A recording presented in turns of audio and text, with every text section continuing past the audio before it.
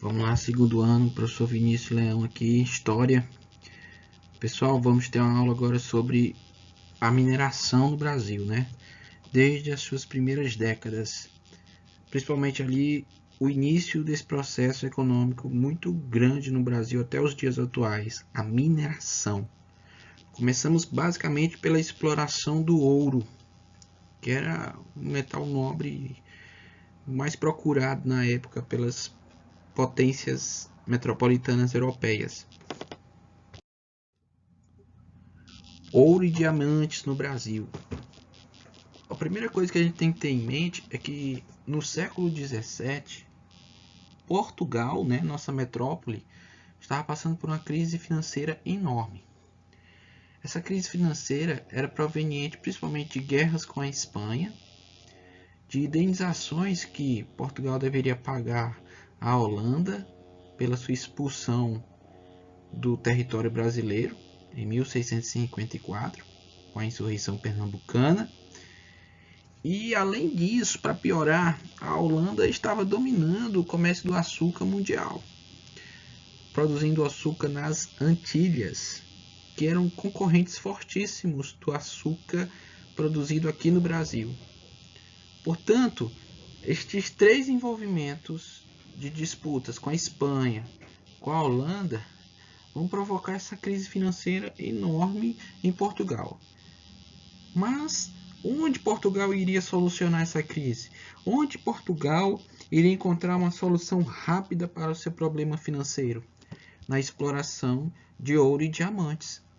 E eles eram possivelmente encontrados no maior território colonial de Portugal, o Brasil. Portanto, vai se ter, no final do século XVII, um processo de financiamento dos bandeirantes para se descobrir esse ouro aqui no Brasil. Então os bandeirantes entram aí como personagens principais nessa descoberta do ouro. O que vai acontecer na década de 1690 na região de Sabará, no que é hoje o estado de Minas Gerais. Nós vamos ter ali a descoberta do ouro de aluvião. O ouro de aluvião foi o primeiro ouro encontrado ali no nosso território nacional. É um ouro basicamente encontrado de forma rústica, à beira de rios, à beira de córregos. Tá certo, pessoal? Então, os bandeirantes vão atuar nesse desbravamento territorial em busca do ouro, principalmente nos séculos 17 e nos séculos 18, que é o boom dessa exploração econômica, a exploração do ouro. As consequências dessa descoberta do ouro são enormes para a história de Portugal e para a história do Brasil. Bom, ouro descoberto, é preciso agora olhar com muito carinho para este produto econômico da sua colônia. Portugal então vai organizar essa exploração do ouro a partir da criação de impostos, instituições, a partir de lugares específicos onde o Estado metropolitano vai atuar. Por isso ele cria em 1702, início aí do século XVIII, a Intendência das Minas, que vai ficar responsável, essa instituição, pela cobrança do quinto real. É um imposto clássico desse tempo. Ou seja, a quinta parte do ouro encontrado nas datas, nos lugares de procura do ouro, não é? Nos lugares onde esse ouro ele é explorado, a quinta parte deve ser remetida obrigatoriamente para Portugal. É a partir da Intendência das Minas que Portugal também vai fazer a distribuição de lotes de terras. As datas, que são basicamente uma forma de organizar as terras onde os empreendedores vão buscar esse ouro. No entanto, o que vai acontecer? O ouro vai ser bastante encontrado, ouro, diamantes, só que esse ouro cada vez mais vai ser motivo de contrabando. Por quê? Ninguém quer pagar imposto, né? Então o que acontece? Muitos vão esconder esse ouro, vão burlar esse ouro, não vão pagar os impostos, de modo que esse processo vai gerar um conflito que Portugal vai tentar sanar com a obrigação da fundição desse ouro. Então o ouro deverá circular em território brasileiro apenas sob a categoria de fundido, um ouro fundido, em barras de ouro. Barras de ouro onde vai ser mais fácil visualizá-lo e vai ser mais fácil trabalhar com ele. Então vai ser feitas as casas de fundição, onde ele vai ser transformado em barra de ouro e vai ter ali o selo real, o carimbo real de que aquele ouro é de Portugal. Tentativa de reprimir o contrabando, portanto. Em 1707 e 1709, nós vamos ter um conflito em torno dessa exploração do ouro. É a chamada Guerra dos Emboabas. O que acontece? Os paulistas, os bandeirantes paulistas, vão ficar cada vez mais descontentes. Por quê? Porque o ouro que eles exploravam não vão ser mais explorados somente por eles, mas milhares e milhares de estrangeiros portugueses vão chegar nessas terras e também vão querer procurar esse ouro. Os paulistas não vão gostar nada disso, vão entrar em conflito com esses estrangeiros, e para solucionar essa situação de guerra civil, de conflitos, Portugal vai acabar estabelecendo a criação da capitania de São Paulo e Minas do Ouro, aumentando ali um maior processo burocrático, administrativo, fiscal sobre as vilas e os núcleos urbanos que lá existiam, vão aumentar. O fato é que os paulistas vão acabar perdendo esse conflito, mas vão ser também perdoados por Portugal, porque é onde possuíam os bandeirantes, os maiores conhecedores das terras brasileiras, para se descobrir mais e mais ouro. É importante destacar os efeitos econômicos dessa mineração no território colonial.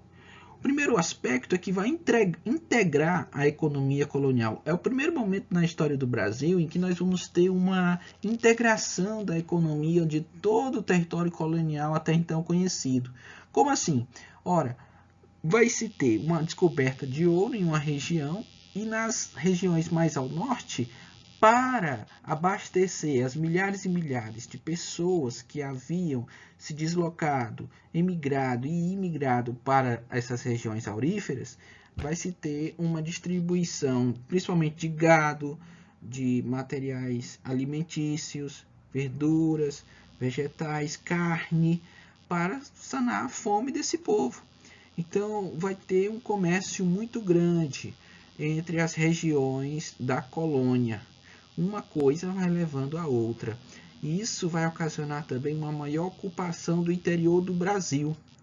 Nós vamos ter um efeito econômico forte, porque o Brasil, que até então era ocupado principalmente nas zonas litorâneas, agora vai ser ocupado mais ao interior. Portanto, uma consequência muito grande da mineração é o alargamento do conhecimento do território nacional. Se hoje o Brasil possui proporções continentais, deve-se muito a esse momento de exploração do ouro entre o final do século XVII e o século XVIII.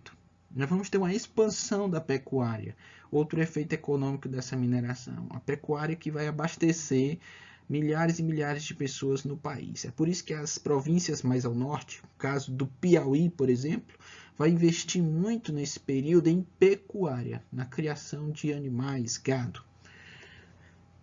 No final do século XVIII, nós vamos ter um declínio dessa mineração. O ouro encontrado era ouro de aluvião, basicamente, um ouro mais exposto ao solo. E esse ouro ele é facilmente explorado, mas ao mesmo tempo que ele é explorado, ele acaba muito rápido.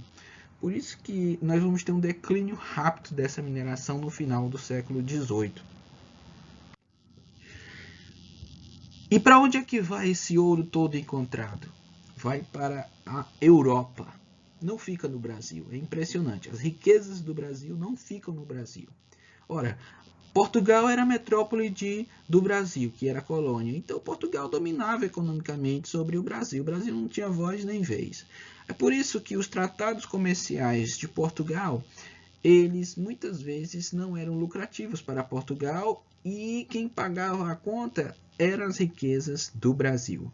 Nós vamos encontrar isso no Tratado de Methuen, entre panos, lã inglesa e o vinho português. Como assim? Ora, o Tratado Comercial de Portugal com a Inglaterra em Methuen, Tratado de Methuen, estabelecia que os produtos têxteis da Inglaterra deveriam ser comercializados com os vinhos produzidos em Portugal. O fato é que Portugal precisava muito mais da maquinofatura manufatura têxtil na Inglaterra, dos produtos têxteis, de roupas, tecidos, do que os ingleses precisavam dos vinhos portugueses. E isso vai ocasionar basicamente uma dívida muito grande de Portugal com os ingleses, que vai ser paga com o ouro do Brasil. Outra questão muito importante que acontecia demais: a Inglaterra contrabandeava o ouro da colônia portuguesa Brasil para ela mesma. A Inglaterra basicamente realizava contrabando desse ouro no Oceano Atlântico, através dos piratas, por exemplo. Então, muito do ouro que era explorado à custa de muito suor, de muito sangue no Brasil, ia parar diretamente nos cofres ingleses por meio do contrabando. E esse ouro basicamente foi o fator principal para a construção de obras suntuosas em Portugal. Castelos, palácios, colégios, bibliotecas enormes, suntuosas, luxuosas, foram criadas, construídas em Portugal com ouro brasileiro. A partir da segunda metade do século XVIII, nós vamos ter a importante atuação do Marquês de Pombal. O Marquês de Pombal basicamente vai ser o primeiro-ministro de Portugal e vai governar Portugal por causa de uma ausência do rei Dom José I da época, uma ausência justificada por questões de saúde, baixo recurso administrativo. Basicamente, Dom José vai entregar o reinado, a administração nas mãos do Marquês de Pombal. E com isso, o Marquês de Pombal vai atuar em Portugal e principalmente no Brasil, com as chamadas reformas pombalinas. Não é? Ele vai trazer várias mudanças para o Brasil, criando a Companhia de Grão-Pará e do Maranhão, Companhia de Comércio, tá, gente? Companhia de Comércio Geral de Pernambuco e Paraíba. Ele vai extinguir definitivamente as capitanias hereditárias, e vai levar o Brasil à categoria de vice-reino de Portugal, vai nomear o Rio de Janeiro como nova capital da colônia, em substituição a Salvador, e vai expulsar os jesuítas do território colonial do Brasil, tá certo? Essas medidas elas levam a incentivos econômicos na colônia, também em Portugal, e leva também a uma secularização do ensino, principalmente, que era dominado pelos jesuítas. Basicamente, ele vai estabelecer um contato direto entre os metropolitanos e os indígenas, contato esse que até então era feito pelos jesuítas, tá certo? Isso é proveniente do seu pé lá no iluminismo, né? A ideia de secularização do ensino, da cultura. Bom, pessoal, basicamente era isso que eu tinha para falar para vocês. Bons estudos e até mais.